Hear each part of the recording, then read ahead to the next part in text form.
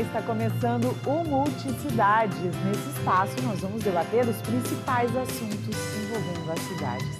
Eu sou Fernanda Esquiavo e fico com você a partir de agora na tela da Ubra TV. O assunto de hoje é voltado para o processo de reconhecimento e registro da cidadania italiana aqui no nosso estado. Segundo dados do Consulado Geral da Itália em Porto Alegre, cerca de 1/3 da população gaúcha tem direito à cidadania italiana. E para conversar comigo sobre esse assunto, está virtualmente a doutora Cláudia Antonini, presidente da Associação dos Tradutores Públicos e Intérpretes Comerciais do Rio Grande do Sul, advogada atuante no Brasil, na Itália e em Portugal e membro do Comitê Avaliativo da Revista Brasileira de Registro Civil e Estatísticas Vitais. Boa tarde, Cláudia. Seja muito bem-vinda. Que prazer te ter aqui no nosso Multicidades. Boa tarde, Fernanda. Eu agradeço muito o convite. Vai ser muito bom poder falar desse tema que interessa a tantas pessoas do nosso estado.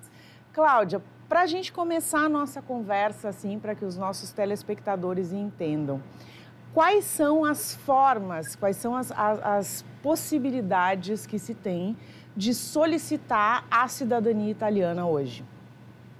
Bem, nós temos 3 formas. Na verdade, esse processo ele nasce com uma natureza administrativa, mas como não temos uma estrutura suficiente nos serviços consulares, acabamos transformando essa forma que seria única para quem mora no exterior, que é apresentar no consulado no qual reside, em 3. Então, temos a administrativa através do consulado, para quem reside no Rio Grande do Sul.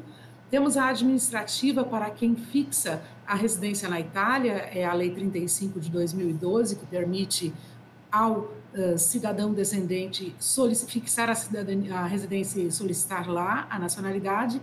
E temos a via judicial, que servia no início só para alguns casos específicos, né? Como os descendentes via materna e alguns defeitos na documentação, e hoje serve também para combater a fila excessiva que se apresenta nos consulados, que hoje supera os 10 anos. Nossa, 10 anos. Você acha assim, a gente já tinha uma fila bem grande, eu me lembro que alguns anos atrás, quando eu comecei uma movimentação da minha cidadania, no caso, o consulado em Porto Alegre estava em torno de 5, 7 anos, mais ou menos, e a gente teve essa questão da pandemia, né, onde teve uma pausa e uma diminuição no atendimento do consulado, o que acaba levando um tempo muito maior.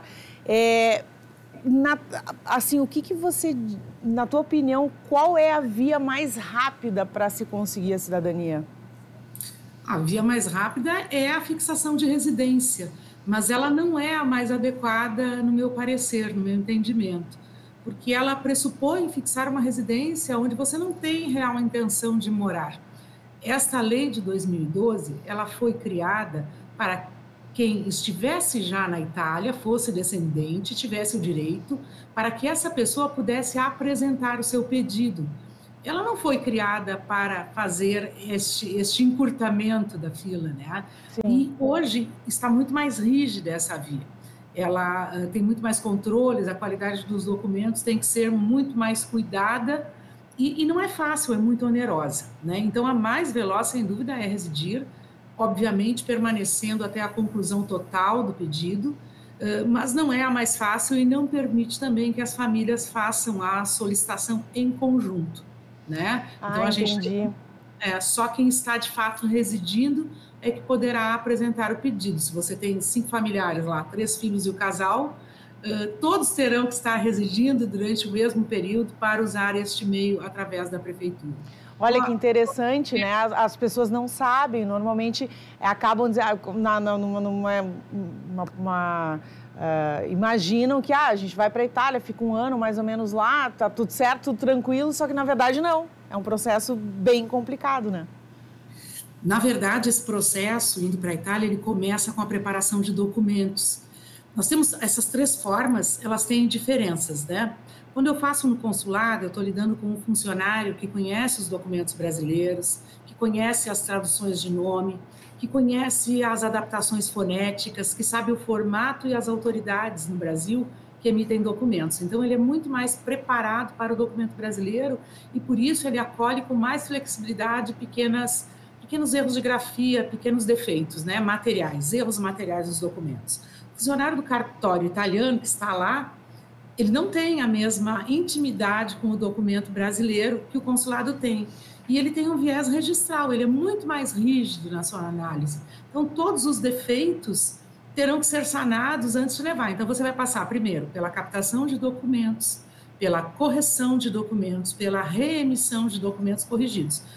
Só nisso você já vai levar um tempo aqui no Brasil para deixar os documentos em ordem, lá de 6 a 9 meses no Tribunal Brasileiro, se fizer através do tribunal, um pouco menos se fizer através do processo administrativo. Além disso, você terá que demonstrar a correção dos erros, ou seja, levar a cópia do processo que corrigiu as certidões. Isso não era assim, tá? Está mais difícil hoje. Então, são mais documentos a produzir. Depois você terá que ter uma casa para morar, receber a visita da polícia para verificar se você mora em uma casa com condições de habitabilidade. Só depois estará habilitado a apresentar o processo e daí o consulado, a prefeitura italiana solicita que o consulado se manifeste sobre a não abdicação, né, para toda a linha de ascendência, ou seja, do seu antepassado até você, para então lhe poder conceder o reconhecimento. Então, não é tão simples quanto parece, não é só chegar lá, tem uma preparação prévia e o aguardo de uma resposta do consulado. É isso que torna essa via não tão simples quanto parece. Cláudia, e assim, ó, a gente, como eu comentei contigo há pouquinho, já fui atrás de informações acerca em função de ter direito a essa cidadania, como um esquiavo que sou, né, como conversávamos antes de começar o programa.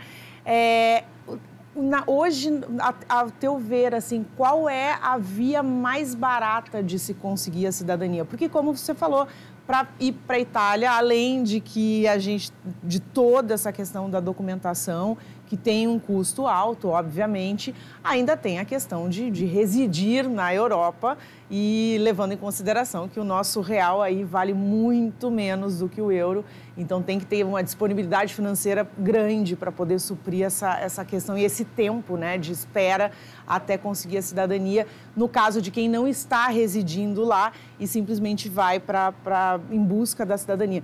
A teu ver, assim, hoje, o que seria mais barato? Esse barato a gente sabe que não é um barato, ele é um processo que tem um custo alto, de qualquer uma das formas, mas o que seria, assim, ó, ao teu ver, o que se indicaria mais para alguém que quer fazer a cidadania, mas que está ali, não quer gastar muito, está se programando para fazer esse processo e não tem essa disponibilidade tão grande financeira? Eu sempre dou a seguinte orientação, de maneira muito clara. Se você não tem pressa, eu quero que meus filhos tenham essa nacionalidade, a forma mais fácil de entrar é o consulado. Entre na fila e aguarde. Tem um filho lá de 5 anos, quero que quando ele tenha 18, ele tenha a possibilidade de fazer uso. Entra na fila, vai pagar os 300 euros da taxa consular de análise do pedido e vai preparar a documentação no Brasil com uma certa flexibilidade. Se você tem mais pressa e tem parentes que podem dividir com você, a via judicial acaba sendo não tão onerosa, porque você pode dividir com parentes por terem o mesmo motivo do pedido, ou seja, o mesmo antepassado, e pode, geralmente, quase todas as pessoas que operam parcelam de uma maneira significativa o custo, né? Então, depende muito do caso. Tenho muita pressa, vamos dizer assim, sou jogador de futebol, sou modelo, tenho um contrato que estão me oferecendo, deve ir para a Itália mesmo, porque tem um objetivo. Não tenho tanta pressa, posso esperar 2, 3 anos e tenho parentes para dividir, faço a via judicial, que eu vou conseguir diluir e parcelar. E vou ficar tranquilo na minha casa aguardando o resultado e sendo defendido por alguém habilitado, que vai servir de intermediário entre eu e o serviço. Não tenho pressa, quero deixar para os meus descendentes, vou para o consulado. A pessoa tem que conhecer as formas e optar por aquilo que é mais fácil para ela. Sem dúvida, a mais cara é a Itália. O judicial, quando você tem com quem dividir, você tem um valor médio, e o consulado ainda é a via mais econômica, porque seria a estrada natural do processo. Hoje, via judicial, ela está em quanto tempo, mais ou menos, esse processo? Como todo advogado, vou te dizer aquela palavra, depende. Tá certo. A gente sempre diz depende, porque depende, né, Fernanda? É assim, ó, antigamente, né, quando começamos a fazer esses processos, o Tribunal Natural para Todos era o Tribunal de Roma, tá? Houve uma alteração, então, e hoje a competência é do Tribunal de Origem do Imigrante. Isso gerou um desequilíbrio. Temos um tribunal que está com uma fila muito maior que os outros e é o tribunal que está com a maioria dos nossos antepassados, porque somos quase todos aqui, pelo menos metade de origem vêneta. O Tribunal de Veneza hoje pode levar de 2 a 3 anos para concluir um processo, e um tribunal que não tem tantos requerentes, em média 1 ano leva para concluir o processo. Então você vai ter uma grande variação. A outra É rápido. variação é rápido em relação ao consulado, que tem essa demanda mais alta, é bastante razoável. Mas tem essa variação e depende também do sorteio, né? Do juiz que vai atender, vai ter juízes com uma pauta mais ocupada ou menos ocupada, como acontece no Brasil, né? Para os processos. Cláudia, esse nosso assunto está muito interessante. Eu tenho certeza que muitos telespectadores nossos aí estão ligadinhos aqui para tentar entender como é que funciona. Eu sou uma pessoa que eu estou neste processo em busca da cidadania, justamente para deixar para os meus filhos. Por isso eu achei de suma importância a gente poder debater isso aí aqui no nosso Multicidades. Mas agora a gente vai fazer um rápido intervalo e a gente volta já já. Não saia daí.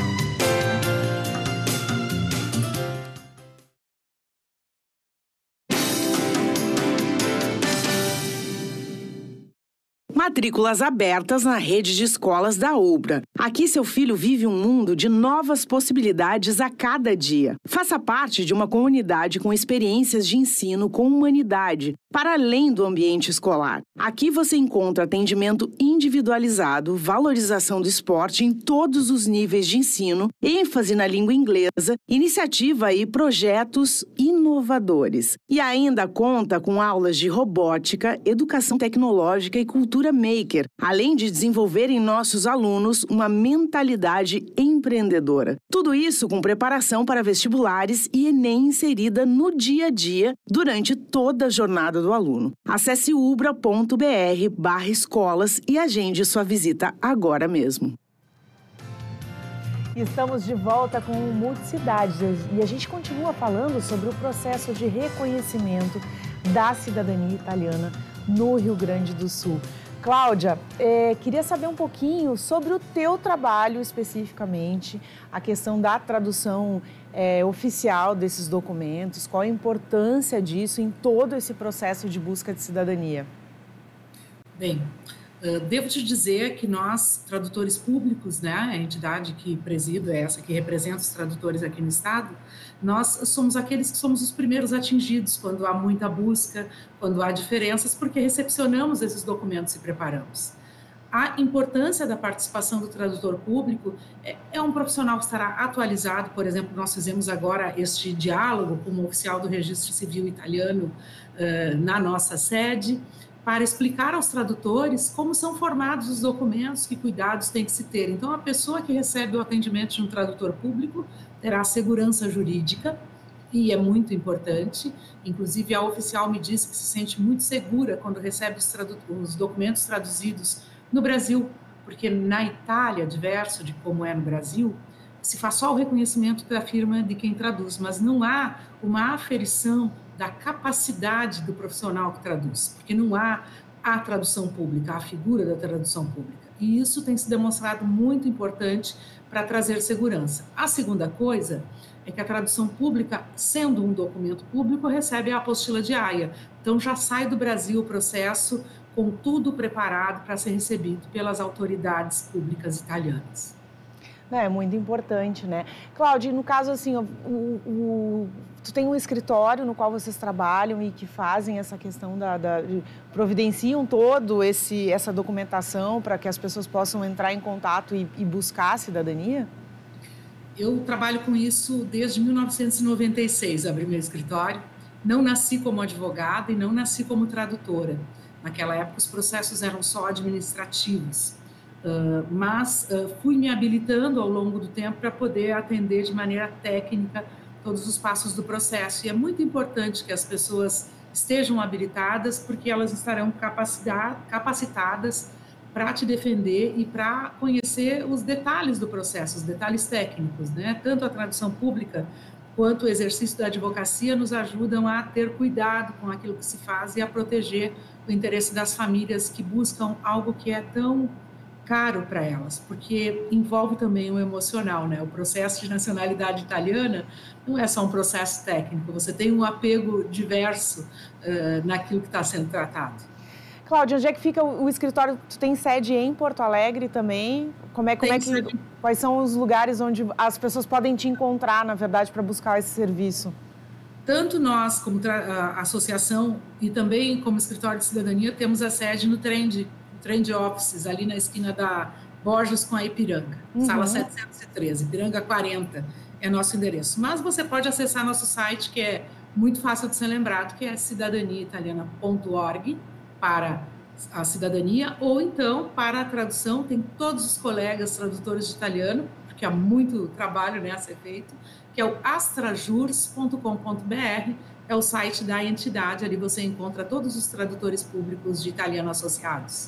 E eu ia te perguntar uma coisa assim, ó, a gente tem, no meu caso, tá, vou te falar uma coisa bem pessoal, documentação do meu pai, dos meus avós, eu consigo facilmente no interior do estado aqui, enfim, mas dos imigrantes, em função do período de nascimento e casamento, eles acabaram não estando em cartório na comuna de Vicenza e estando nas igrejas.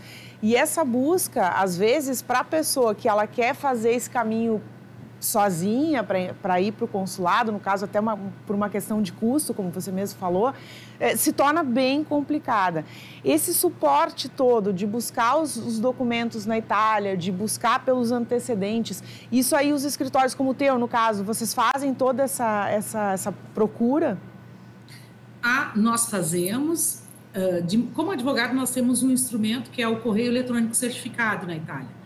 Isso facilita a busca nos cartórios, tá? Os cartórios na Itália, eles nascem antes dos cartórios brasileiros e uma parte razoável dos documentos estará nos cartórios, tá? Então, tanto advogados que advogam aqui lá vão ter acesso a esse correio eletrônico certificado e poderão buscar o documento até de forma eletrônica, mas também a gente faz uso de profissionais que estejam na Itália, pesquisadores, porque o território é muito amplo, são 8.000 municípios, né, na Itália. A Itália é do tamanho do Rio Grande do Sul. O Rio Grande do Sul tem 500 municípios, a Itália tem 8.000. Então, às vezes, é necessário o auxílio de um profissional, inclusive lá, para ir pessoalmente, às vezes, em um serviço e poder acessar isso de maneira mais simples. Vai depender de qual documento, qual época, em qual região, porque também a Itália, Fernanda, o cartório não nasce todo em uma data. Em cada região vai nascer em uma data diferente, então você sempre tem que checar com a localidade que você procura, em que data nasceu o cartório, qual o serviço que você vai usar, se as certidões religiosas estão conservadas nas igrejas ou direto na cúria, né? Então, assim, precisa-se estudar aquilo que se busca para escolher a melhor forma de acessar o documento. Não sempre é igual. Não, claro.